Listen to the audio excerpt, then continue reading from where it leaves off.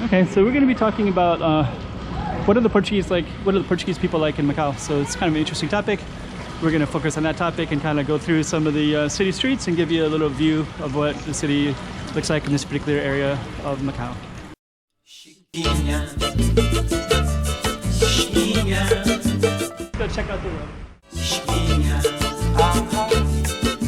Okay, I'm the content creator for this channel. If you like what I'm doing, just subscribe and hit the like button. Okay, so what are Portuguese people like in Macau?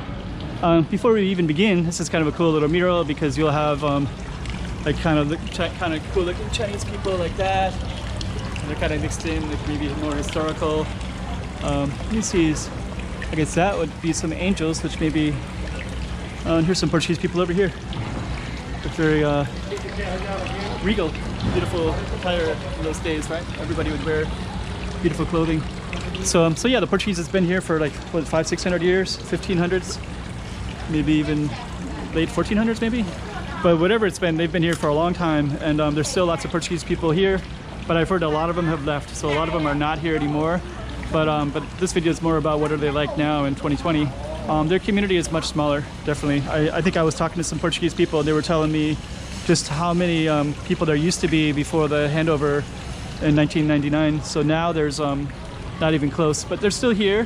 A lot of them are in like legal work, like, you know, you meet a lot of lawyers, sometimes airline pilots, different capacities like that. So they're definitely still around. Let me see, here's another. This mural is, let me see. This I think is like Gran Praia, so there's like, this used to be like a beach road. So, okay. Little ships would come in and then they'd park and then they could get into the shore. It's kind of cool. Okay, let's see some more of these other ones. So I think these are all like watercolors from, there's a famous watercolor, we'll see if I can find his name later. Maybe it's here. George Chinnery. You can see that year right there, 1774. So he was a guy that did watercoloring, and I think he was British, but correct me if I'm wrong. So he would do these watercolors of what life was like in Macau. So he could see just like the hairstyles that they had. And this is kind of like, so you're basically already kind of experiencing a East meets West, Portugal meeting China, and then, you know, British, like this particular watercolor artist. This isn't really supposed to be about British, but that might be an interesting topic. So if you're interested in that topic, let me know, and I can maybe talk about that later in the future. It's kind of interesting too. But yeah, these are all his watercolor paintings. But let's get into Portuguese. So he was here during the Portuguese era, and here's a Portuguese restaurant right here, Boa Mesa. And here's a Mother Mary right there. So there's definitely lots of Portuguese influence and Catholic influence. This is actually one of my first Portuguese restaurants that I came to. And you know, when I go to Portuguese restaurants in Macau, they're always like really welcoming and really friendly. They always, you know, say hello, and they're always kind of making sure that you feel like you're part of the community. There's something really beautiful about Portuguese culture and just the way that they interact with people. I'll just give you a little bit about my own background. So I was raised Catholic, so I guess it'd be Irish Catholic. So a lot of times when I meet Portuguese, I feel like culturally it feels really similar. So it kind of reminds me a lot of, you know, there's also kind of a Latin culture with Portuguese too. So there's a, you know, they'll do like beijão, which like a kiss on the cheek when you meet people, and just kind of a welcoming friendliness too. So anyways, this video is all about what it's like, what Portuguese people are like. A lot of them open up restaurants, a lot of them work in you know, different, sometimes legal stuff, sometimes stuff with the government, because the government is in Portuguese. So one of the official languages is, so the lawyers have to know it, the legal system has to know it, government officials have to know Portuguese as well. So so I'll meet some people from Portugal who are sometimes you know, they'll do like creative stuff, and they'll get residency, and they'll, you know, work with cinema or theater or some kind of creative industry. There's also journalists here, so they'll write about China and Macau and Hong Kong from the city. So they'll be based here, and they'll write stuff in Portuguese, which is pretty cool actually, because what will happen is like Chinese things that are written in Chinese can be fairly highly scrutinized by mainland China, and then what's in English is also highly scrutinized as well, because it's international world could read it. So it's sometimes, you know, scrutinized a different way.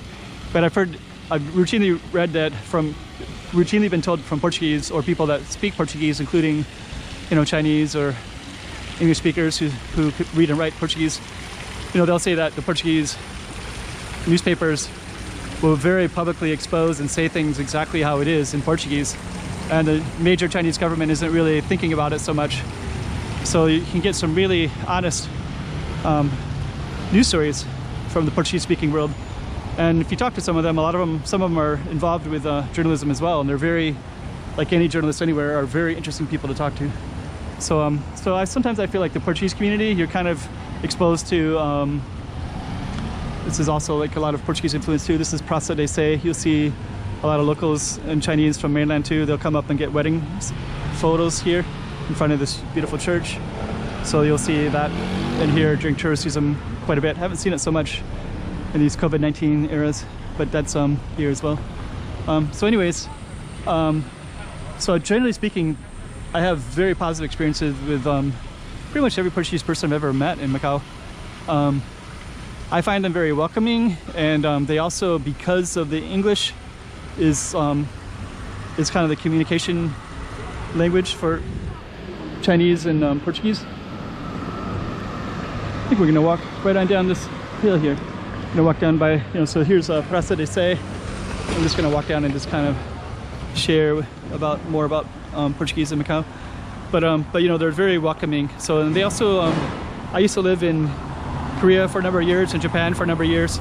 And one of the challenges in both of them was that everything was in the dominant language. So if I wanted to go to some films or whatever, you know, they're gonna be 100% in Korean. And if I'm a foreigner, they're gonna think that I'm so far removed. They're gonna think I'm maybe a filmmaker myself and that my film is being shown in the cinema.